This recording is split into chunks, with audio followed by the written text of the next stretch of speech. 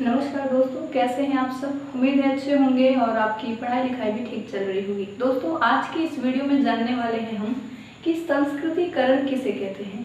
ये सुन के आपको लगता होगा कि जब कोई व्यक्ति अपनी पुरानी संस्कृतियों को ध्यान में रखकर आगे बढ़ना शुरू करता है तो उसी को हम क्या कहते हैं, संस्कृतिकरण कहते हैं, जो बिल्कुल गलत जवाब है। जी बिल्कुल। देखिए, संस्कृतिकरण शब्द को देख करके लगेगा कि ये कहीं ना कहीं संस्कृति से जुड़ा हुआ है, लेकिन ये इसका पूरा तरीके से जो है सही परिभाषा नहीं हो सकती है। संस्कृतिकरण का मतलब संस्कृत से न जुड़ करके जाति व्यवस्था से जुड़ा हुआ है। अब कैसे, उसे भी समझेंगे। सबसे पहले समझने की जरूरत है कि आखिर संस्कृतिकरण तब है क्या। संस्कृतिकरण को परिभाषित किया है एक बड़े ही प्रसिद्ध समाजशास्त्री जिनका नाम है एम.एन. श्रीनिवासन। इन्होंने संस्कृतिकरण के ऊपर पूरा शोध किया है कि संस्कृतिकरण आखिर कहते किसे हैं, और तब जाके इन्होंने एक बहुत ही सर्वमान्य मत निकाल के लाए हैं जिसको सभी ने क्या है, माना है। और उनका मत क्या रहा है कि संस्कृतिकरण उस प्रक्रिया को, सबसे पहली चीज मैं आपको बताना चाहती हूँ, संस्कृतिकरण एक सामाजिक परिवर्तन है। समाज में बहुत से आपको परिवर्तन देखने को मिलेंगे, उसी तरीके से संस्कृतिकरण भी एक सामाजिक परिवर्तन है जो समाज को कहीं ना कहीं, थोड़ा पूरा तरीके से तो नहीं लेकिन कहीं ना कहीं आगे ले जाने का काम कर रहा है और करता भी था। तो इन्होंने कहा है कि संस्कृतिकरण क्या है, निम्न जातियों द्वारा उच्च जातियों के व्यवहारों को अपनाना ही क्या होता है, संस्कृतिकरण होता है। अब यानी निम्न या उच्च जाति मतलब कि आप सभी समझ रहे हैं, आप सभी जानते हैं कि 4 वर्ण होते हैं, ब्राह्मण, क्षत्रिय, वैश्य, शूद्र। ये वैदिक काल में हुआ करते थे। वैदिक काल के बाद जैसे जैसे व्यवस्थाएं आगे चलती गई, लोगों के हाथों में जब सत्ता आती चली गई, तो धीरे धीरे करके हर वर्णों में कई सारी जातियां देखने को मिल गई। आज तमाम जातियां हर वर्ण के अंदर देखने को मिलती हैं, और जातियों में भी कई सारी उपजातियां देखने को मिल जाती हैं। उपजातियों में भी तमाम चीजें देखने को मिल जाती हैं। तो यानी कहने का मतलब है कि जब कोई निम्न तबके का इंसान या कोई निम्न तबके के वर्ग द्वारा किसी उच्च तबके के वर्ग की व्यवहार, रीति रिवाज, परंपराएं या उसकी जीवन शैली को अपनाना शुरू किया जाता है, तो उसी को क्या कहते हैं, संस्कृतिकरण कहते हैं। एक बार और देखें, इसे और बेहतर समझने के लिए, जैसे कोई निम्न जाति का इंसान हुआ, जैसे कोई शूद्र हुआ।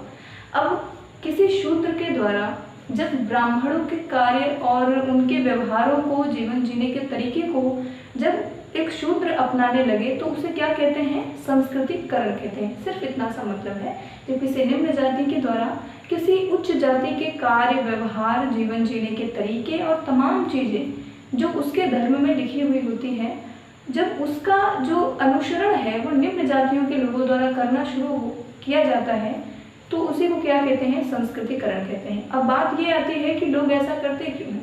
तो साधारण सी बात है, निम्न वर्गों के लोगों को समाज में वो सम्मान नहीं प्राप्त होता है, वो चीजें और कहीं ना कहीं वो शक्ति, वो सत्ता नहीं प्राप्त होती है खुद को बयां करने की। कहीं ना कहीं शोषण से बचने के लिए और समाज में अपनी एक अच्छी स्थिति लाने के लिए, अपने वर्ग को ऊंचा रखने के लिए लोगों द्वारा या वर्गों के द्वारा, निम्न वर्गों के द्वारा उच्च वर्गों के व्यवहार को अपनाया जाता है, क्या, निम्न वर्गों द्वारा संस्कृतिकरण को अपनाया जाता है। अब एक चीज और मैं आपको बताना चाहती हूँ। एक बार क्या हुआ, श्रीनिवासन जो थे ये दक्षिण भारत में गए और वहाँ कुर्ग, जो निम्न जाति के लोग हुआ करते थे, कुर्ग जातियों के बारे में जब उन्होंने दौरा किया, उनका सामाजिक जीवन देखा, रहने करने का तरीका देखा, तो वो बड़े मांस वगैरह खाया करते थे, मदिरा का सेवन करते थे, जो कहीं ना कहीं आज भी आप देखेंगे ना, तो लोग कहते हैं अगर कोई ब्राह्मण मांस खा रहा है तो वो ब्राह्मण नहीं होगा। मतलब तमाम चीज़ें देखने को मिलती है। यानी लोग कहते हैं ब्राह्मण कभी मांस नहीं खाता है, उसको खाना भी नहीं चाहिए, उससे मदिरा या जो शराब वगैरह है उसका सेवन नहीं करना चाहिए। तमाम चीज़ें देखने को मिल सकती हैं आपको। बड़े ही सफाई के साथ ब्राह्मण रहता है, तमाम चीज़ें देखने को आपको मिलेंगी। तो जब ये श्रीनिवासन दक्षिण भारत में गए तो उन्होंने देखा कि यहाँ के जो कुर्ग, जो निम्न जाति के लोग हैं, वो कहीं ना कहीं उच्च जाति यानी कि जो ब्राह्मण उस समय के रहे होंगे वहाँ के, उनके व्यवहारों को अपनाना शुरू कर दिए अपने डेली लाइफ में, अपनी जिंदगी में। तो उन्होंने कहा यार ये भी एक समाज का परिवर्तन है, एक समाज में एक नई चीज देखने को मिल रही है कि नीचे वर्ग के लोगों द्वारा उच्च वर्ग की प्रतिष्ठा या जो सामान्य व्यवहार है उन्हें अपनाने की जो एक कला है वो शुरू हो रही है। इसे क्या नाम दिया जाए, तो उन्होंने संस्कृतिकरण का नाम दे दिया। ध्यान रहे, संस्कृतिकरण का नाम सबसे पहले संस्कृतिकरण नहीं था। श्रीनिवासन जी ने सबसे पहले इस व्यवस्था को किसको, जब कोई निम्न जाति किसी उच्च जाति के व्यवहारों को अपनाने लगे तो उसको क्या नाम दिया था, ब्राह्मणीकरण नाम दिया था। लेकिन उसके बाद इन्होंने इसे बदल करके संस्कृतिकरण का नाम दे दिया। ठीक है, अब बात ये आती है कि क्या सिर्फ निम्न वर्गों का ब्राह्मणों के ही व्यवहारों को अपनाना संस्कृतिकरण है या फिर मुद्दा क्या है। देखिए, सिर्फ ब्राह्मणों के अधिकार या जो उनके व्यवहार होते हैं केवल उसी को अपना लेना ही संस्कृतिकरण नहीं है।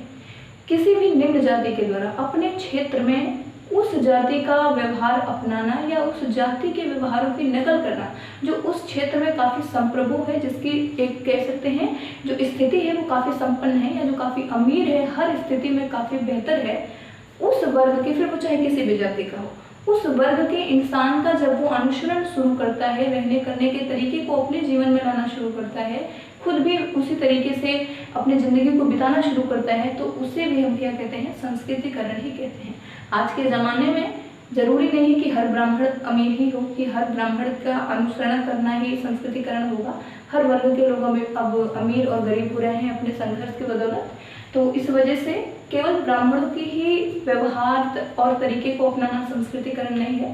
संस्कृतिकरण कहीं ना कहीं इसके साथ साथ इस चीज़ पे भी जोर देता है कि वर्ग, कोई भी वर्ग जो धनवान हो, संतुष्ट हो, समाज में कहीं ना कहीं उसकी जो स्थिति है वो काफ़ी ऊंची हो, उस वर्ग को जब अपने जीवन में उतारना शुरू करते हैं, उस वर्ग के व्यवहारों को, तो उसे क्या कहते हैं, संस्कृतिकरण कहते हैं। अब उसके कुछ उदाहरण देखते हैं कि ऐसे कौन से व्यवहार हैं जिन्हें उतारने से निम्न वर्गों का जो है संस्कृतिकरण शुरू होता है या उनका उच्च वर्गों की तरह उनकी स्थिति में परिवर्तन शुरू होता है। सबसे पहला जनेऊ। आप सभी जानते हैं ब्राह्मणों में जनेऊ संस्कार होता है 16 संस्कार के अंतर्गत। तो बहुत से जातियां देखने को मिलेंगी आपको जो ब्राह्मणों के नीचे हैं, वो अब धीरे धीरे करके जनेऊ करना शुरू कर दी हैं। आप सभी के सामने ये जग जाहिर है। अगर आप ग्रामीण अंचल क्षेत्र से हैं तो आपको बहुत ज़्यादा समझाने की जरूरत नहीं होगी, आप समझ रहे होंगे। त्योहारों को मनाना। निम्न जाति के लोग पहले उतने त्यौहार नहीं मनाते थे जितना कि ब्राह्मण मनाते थे।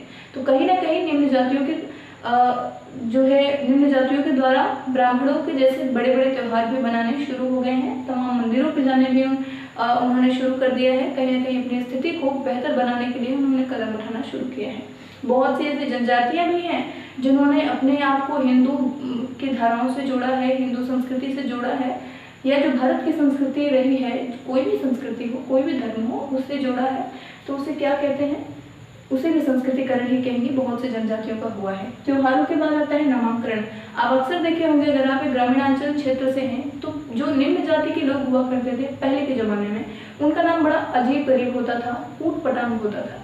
आपके दादी बाबा के समय में जो निम्न वर्ग के लोग अगर आज जिंदा होंगे तो आप उनका नाम अगर देखिएगा तो आज के नामों से बड़ा हिल मिल लगता है। आपको लगता है कि ये मॉडर्न नेम है, ऐसा कुछ नहीं है। निम्न जातियों के जो नाम हुआ करते थे अजीब तरीके के रखा करते थे, इस वजह से क्योंकि निम्न वर्ग जो उस समय का था वो अशिक्षित था। ठीक है, उस समय कौन पढ़ा लिखा था भाई? सिर्फ और सिर्फ ब्राह्मण ही तो पढ़ते थे। ब्राह्मण पढ़ते थे, क्षत्रियों को भी, और जो वैसे कोई वर्ण होते थे उन्हें पढ़ाते थे। शूद्र तो पढ़ने का मतलब शूद्र को पढ़ाया ही नहीं जाता था। तो इस वजह से शूद्रों में अशिक्षा के कारण शूद्र के जो वर्ग थे उन्हें ये लगता था कि अगर हम अपने लोगों का जो नाम है, अपने बच्चे का जो नाम है वो बहुत अच्छा रखेंगे तो हमारी जो देवी हैं या जो हमारे देवता हैं वो ब्राह्मणों के कहने से हमारे बच्चे को जो है वो मार देंगे। क्योंकि ब्राह्मणों को कहना उस समय कहीं ना कहीं ये था कि उनकी जो स्थिति है वो भगवान से सीधे जुड़ी हुई है, वो एक आधार है समाज का जो भगवान तक सारी चीज़ों को पहुंचाते हैं, पैगंबर भी कह सकते हैं। तो इस डर के नाते कि कहीं हमारे बच्चे को कुछ हो ना जाए अच्छा नाम रखने से, कहीं भगवान रुष्ट ना हो जाए, है ना, ब्राह्मणों के बराबरी का नाम रखने से, इसी वजह से अजीब गरीब के नाम आपको देखने को मिलेंगे। अगली बात तीर्थ यात्राएं। आज के ज़माने में ऐसा कोई जाति नहीं है जिससे लोग तीर्थ ना करने जाएं। हर वृद्ध अब तीर्थ करने जाता है, चाहे वो किसी भी जाति का हो। तो ये संस्कृतिकरण हुआ कि नहीं? निम्न वर्गों के लोगों द्वारा उच्च वर्गों की स्थिति प्रदान करना, उनके व्यवहारों को अपनाना। पहले तीर्थ कौन जाता था? ब्राह्मण लोग, मतलब जो थोड़े उच्च थे वही जाते थे। लेकिन अब क्या है, निम्न वर्ग का भी इंसान तीर्थ जाता है, तीर्थ यात्राओं को पूरी तरीके से निभाता है। हिंदू या फिर किसी भी संस्कृति की पूरी जो कर्तव्य है, कर्मकांड है, उन्हें निभाता है। कथा वार्ता हर जगह हर जातियों में होना शुरू हो गई हैं। महंगे आभूषण पहनना। पहले निम्न जाति के लोग महंगे आभूषण नहीं पहनते थे, लेकिन अब धीरे धीरे सारी चीज़ें वो करना शुरू कर दिए हैं। अगली बात एक और आती है शाकाहारी, पहले निम्न जाति के जो लोग थे वो शाकाहारी नहीं हुआ करते थे, लेकिन जब उन्होंने संस्कृतिकरण शुरू किया तो वो शाकाहारी होने लगे। कहने का मतलब है कि कहीं ना कहीं निम्न जातियों का अपनी स्थिति को उच्च करना या अपनी स्थिति को और जातियों की तरह ही बराबर में रखना और जातियों की बराबरी करना ही क्या होता है, संस्कृतिकरण होता है। ठीक है, तो उम्मीद है आपको वीडियो पसंद आई होगी, और अगर वीडियो पसंद आई है तो वीडियो को लाइक जरूर करें। चैनल पर नए हैं तो चैनल को सब्सक्राइब करना बिल्कुल भी मत भूलें, आने वाली बेल आइकन को जरूर प्रेस करें। कमेंट करके बताएं कि वीडियो आपको लगी कैसी। चलिए मिलते हैं नए वीडियो में, तब तक के लिए जय हिंद, जय भारत।